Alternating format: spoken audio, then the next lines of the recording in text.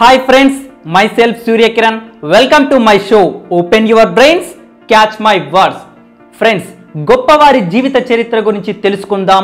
మనం కూడా గొప్పగా ఆలోచిద్దాం. Come on friends, let's start our episode. Srinivasa Ramanujan. లెక్కలంటే భయమయ్యే వారికి కూడా ఇష్టమైన పేరు శ్రీనివాస రామానుజన్. గణితంలో అగణిత ప్రతిభ ఈయనది. 3900కు పైగా సిద్ధాంతాల్ని సూత్రాల్ని అందించిన మేధావి. వేల కొద్ది గణిత సమస్యలకి ఆనాడే రామానుజన్ జవాబు చెప్పేశారు. ఎటొచ్చి లెక్కకు మించిన ఆ లెక్కల చిక్కుముళ్ళు విప్పిన వారు నేటికీ లేరు. అది శ్రీనివాస అయ్యంగార్ అంటే. కేవలం మ్యాథమెటిక్స్లోనే కాదు, polymer chemistry, computer science, cancer పరిశోధనల వంటి రంగాల్లో సైతం ఆయన గణిత మూలాలు ఎంతగానో ఉపయోగపడుతున్నాయి. 1887లో తమిళనాడులోని ఈరోడ్లో తాతగారింట పుట్టాడు రామానుజన్. ఏడాదిన్నర వయస్సులో మశూచి సోకింది. ఆపై కలరా బారిన పడ్డాడు.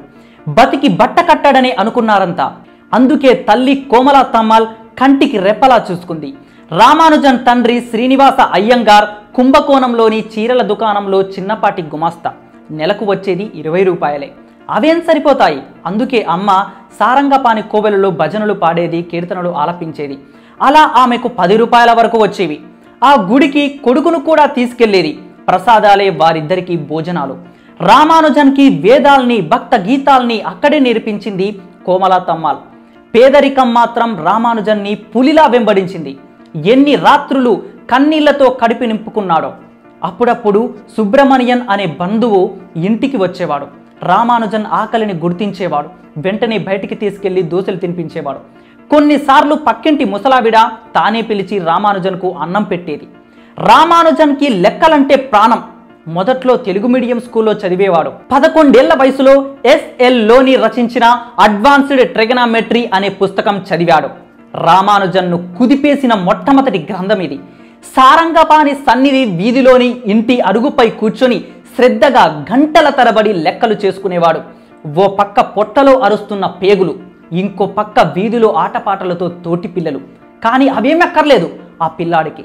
లెక్కలు లెక్కలు, ఇదే ప్రపంచం 24 గంటలు. 8వ తరగతికి వచ్చేసరికి లెక్కలపై చెప్పలేనంత పట్టు వచ్చేసింది. తనకన్నా ఎక్కువ వయసు వారికి సైతం గణితం బోధించేవాడు. స్కూల్లో గణపతి సుబ్బీర్ అనే మాస్టర్ ఉండేవారు. ఆయనతో పోటాపోటీగా ఉండేవాడు లెక్కల్లో.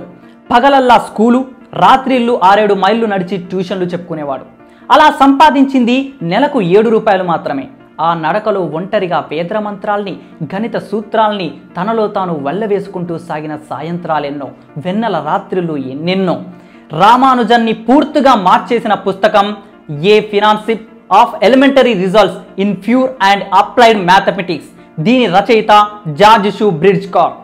అవకలన, కలన, త్రికోణమితి, బీజగణిత, జామితీయ ఇలా అనేక విభాగాల్లో 500కి పైగా సిద్ధాంతాలు, సమీకరణాలు గల గ్రంథం ఇది.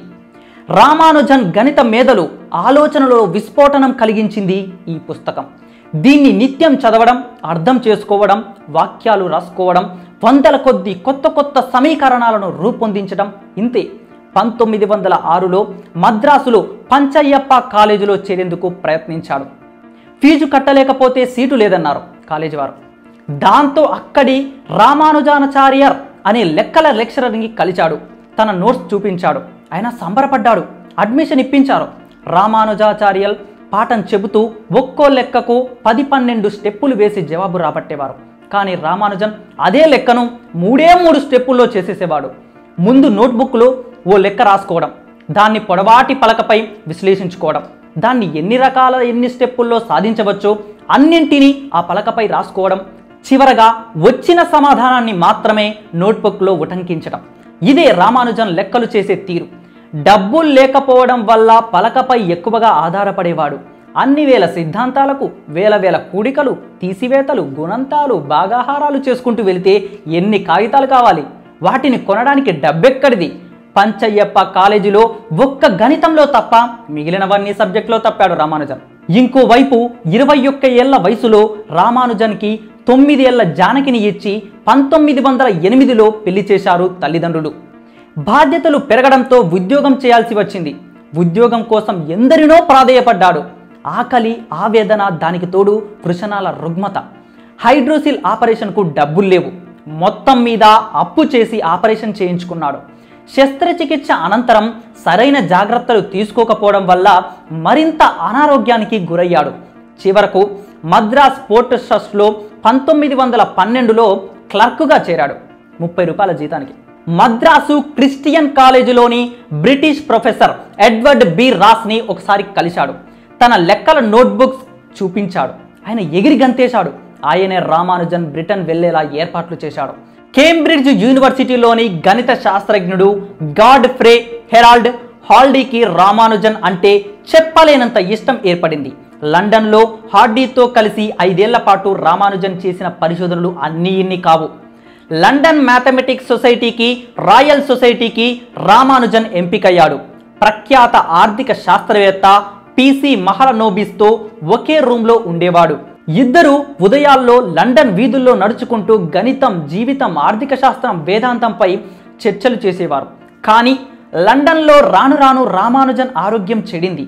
జన్మతః బ్రాహ్మణుడైన రామానుజన్కి మాంసాహారం పడదు. మొదటి ప్రపంచ యుద్ధం ప్రభావంతో శాకాహారం లభించేది కాదు. దాంతో తగిన తిండికి నోచుకోలేదు. ఫలితంగా అనారోగ్యం తిరగబడింది. ఇక లండన్లో ఉండడం ప్రమాదం అనిపించింది. 1919లో భారత్కి తిరిగి వచ్చేశాడు. 1920లో శ్రీనివాస రామానుజన్ మరణించాడు. భౌతికంగా ఆయన బతికింది 32 ఏళ్లే. కానీ నేటికి శ్రీనివాస రామానుజన్ స్ఫూర్తి లెక్కలేనంత. చూసారు కదా ఫ్రెండ్స్, శ్రీనివాస రామానుజన్ గురించి. ఇలాంటి మరెందరో మహానుభావుల జీవిత చరిత్రల గురించి తెలుసుకోవాలంటే మన ఛానల్కి సబ్స్క్రైబ్ చేసుకోండి. Thank you for watching. Don't forget to subscribe. Knowledge garage ఇచ్చట అన్ని వీడియోలు చేయబడును.